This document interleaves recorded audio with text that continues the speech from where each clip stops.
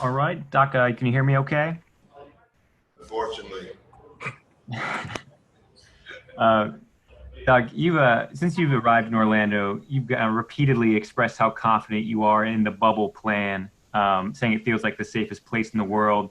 I'm just curious, like, if the plan had been to basically, be in the communities and traveling from city to city, how confident would you have been in that sort of plan for the league? I really don't know. I mean, Andrew, because we didn't do that plan, so I don't know. I just know right now it seems like this is the right plan that the NBA has taken, and the measures that they have gone through, the things that they have done to try to ensure our safety. And there's still no guarantees to this, guys. Like this is a tough virus. It seems like it gets everywhere, and so we all feel very safe here, but our guards are up for the most part. And if we can keep our guards up, maybe we can pull this off, Andrew. I think anybody can start a league and start playing back. And I think the key in the NBA's focus is trying to finish it all the way through. And so far, so good. Thanks. We'll move over to Dan Wilkie. Dan, you can go ahead. Hi, Doc. Can you hear me all right? Yeah, I can hear you good.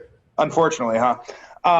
Kind of along the lines of what Andrew asked, do you think that the league could ask you guys to do this again next season? Would that sacrifice even possibly be on the table? Have you thought at all about what 2021 could look like, especially when you see a team like the Marlins have 14 guys, I think now. Yeah. I don't think about it, Dan, to be honest. Like, I'm really trying to focus on 2020, and like, I don't look at 2021 right now. We're still in 2020. We just got past the halfway point of the year. I'm amazed how many people have thrown this year out. There's still some great things that can be done by us in 2020. We have an opportunity to make 2020 great. My dream 2020 would be everyone votes and we win the title. That would be a win for everyone. Great. We'll move over to Farbod. Farbod, you can go ahead. Hey Doc, you guys are starting to get everybody back right now. They're going through their quarantines. How long do you think it's going to be where you feel comfortable with them getting acclimated in the rotations and everybody kind of coming back to normal? Well, that one I don't know the answer. I just know that we know we're behind. We know that a lot of teams have had their guys throughout. We haven't. We've had up to 5 of our key players out, and 6 at one point, I think. So it's not been the way we planned it when we got here, but things don't go planned all the time, and you got to adjust. And I think our team is doing that.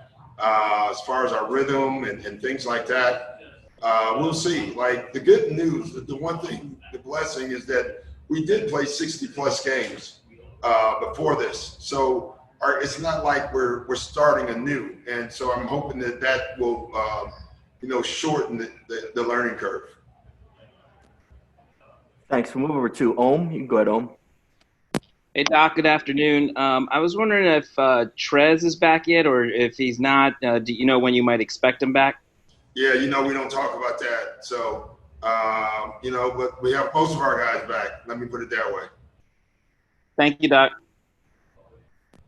Thanks, Ohm. It looks like there's no other questions left here, and I don't think there's anything. Oh, Dan Wilkie actually has a follow-up.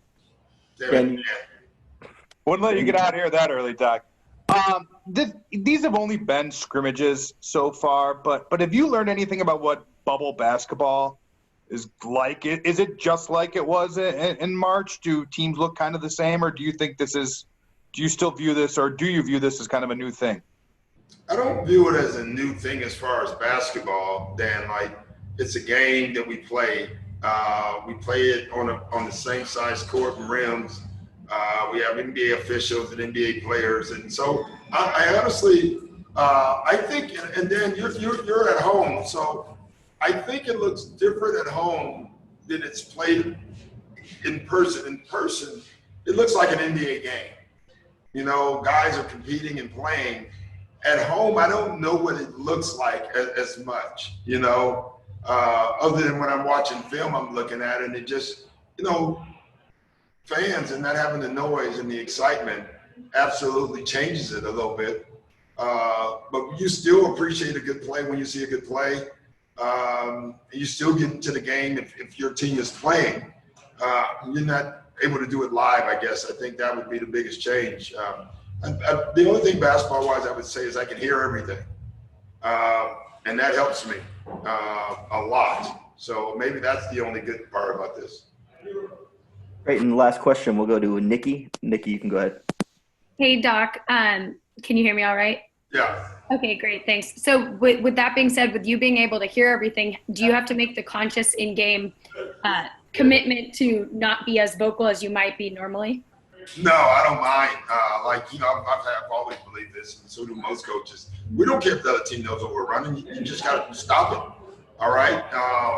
And we do care when we know what they're running, but we still have to stop it. We still have to do the right things, you know.